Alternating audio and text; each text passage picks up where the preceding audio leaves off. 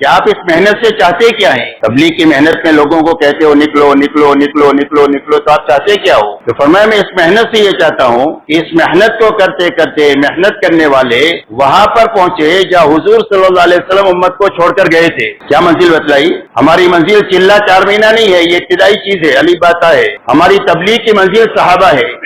تو صحابہ میں کیا تھا بھائی؟ 100% صحابہ میں 2 بنیادیں ایک ساتھ پائی جاتی تھی، اچھی طرح سمجھے۔ یہ ہماری سمجھنے کی مجلس ہے، تقریر کی مجلس نہیں ہے، اس کو تقریر نہ سمجھے۔ یہ بہت ضروری باتیں ہم سب کو مل جل کر کے سمجھنی ہے۔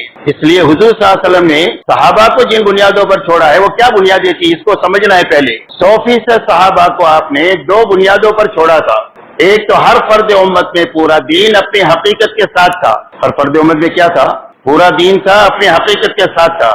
جو قرآن میں ہے وہی زندگی میں ہے۔ کانوا کتاب اللہ یمشون علی الارض، زمین پر اللہ کی چلتی پھرتی کتاب تھی، جس کو قرآن سمجھنا ہوتا ہے ان کی زندگیوں کو دیکھ کر سمجھ سکتا ہے۔ یہ پہلی بنیاد تھی 100% ایمان والوں میں۔ دوسری بنیاد یہ تھی کہ 100% صحابہ نے اپنی جان اور مال کو اللہ کے اور اللہ کے دین کی محنت کے مقابلے میں بے قیمت بنایا تھا کہ ہمارے جان مال کی کوئی بھی قیمت نہیں ہے اللہ کے اور اللہ کے دین کے مقابلے میں۔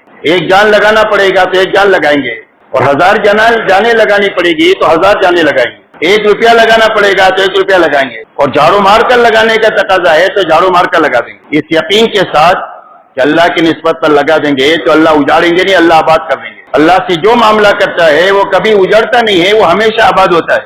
حضرت صہیب مکہ سے ہجرت کرنے کے لیے مدینہ کی طرف روانہ ہوئے تو مکے والوں نے سارا سب کچھ ان کے پاس لے لیا، زندگی بھر کا جو کمایا ہوا تھا وہ، اور ایک پہنے کپڑے مدینہ میں قباء میں پہنچے۔ حضور صلی اللہ علیہ وسلم نے دیکھ کر یہ فرمایا ربی البیع یا ابا یحییٰ، ابو یحییٰ بہت نفع کا سودا کر کے آئے ہو، حالانکہ لوٹ لوٹا کر کے آئے تھے، سب کچھ چھوڑ چھاڑ کر آئے تھے، اب کیا فرما رہے ہیں؟ بہت نفع کا سودا کر کے آئے ہو۔ تاریخ میں یہ آتا ہے کہ مدینہ منورہ میں جو بہت زیادہ خرچ کرنے والے تھے اس میں حضرت صہیب تھے۔